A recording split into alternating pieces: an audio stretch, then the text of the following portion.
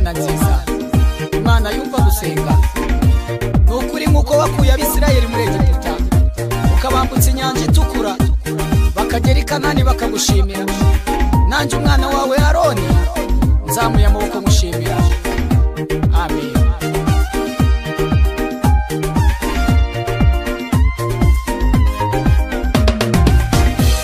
Ndagushimye Mana, ndagushimye Mana, kubw'imbabazi zawe utugirira. Watanze umwana wawe kugira ngo adupfire, we nta cyaha yakoze nitwe yazize. Ndagushimye Mana, ndagushimye Mana, kubw'imbabazi zawe utugirira. Watanze umwana wawe kugira ngo adupfire, we nta cyaha yakoze nitwe yazize.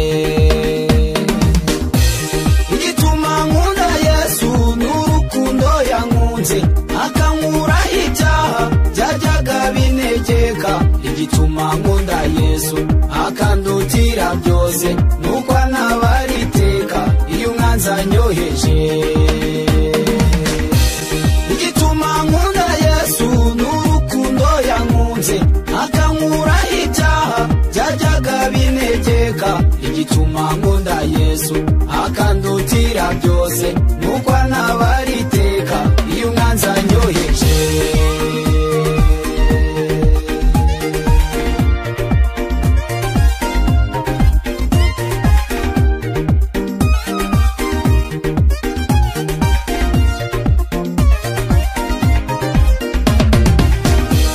Niwe wankuye mwisayo gahinda gasaze, yankuye no mu byaha amamahoro. Yankuye Rodebari angirira neza, kuririmba kwanjye nibyo mba nibutse.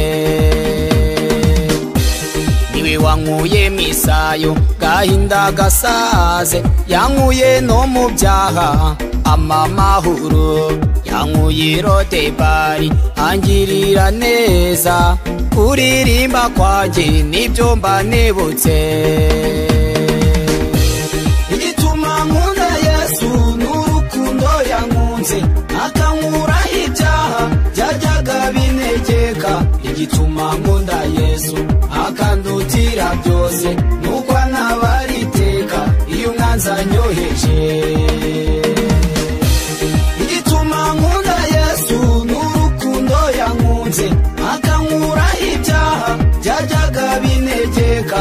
Igituma nkunda Yesu akandutira byose, nuko antabara iteka iyo umwanzi anyoheje.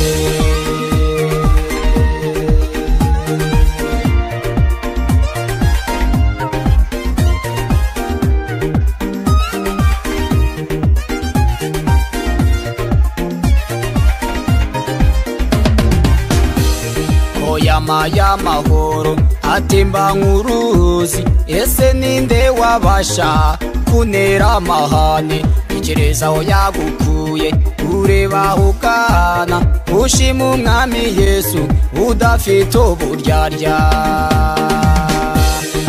Y'amahoro atemba nk'uruzi, ese ninde wabasha kuntera amahane? Tekereza aho yagukuye, ureba aho ugana, ushima umwami Yesu udafite uburyarya. Igituma nkunda Yesu n'urukundo yankunze, akankuraho ibyaha byajyaga bintegeka. Igituma nkunda Yesu akandutira byose, nuko antabara iteka iyo umwanzi anyoheje. Igituma nkunda Yesu n'urukundo yankunze, akankuraho ibyaha byajyaga bintegeka. Igituma nkunda Yesu akandutira byose, nuko antabara iteka iyo umwanzi anyoheje.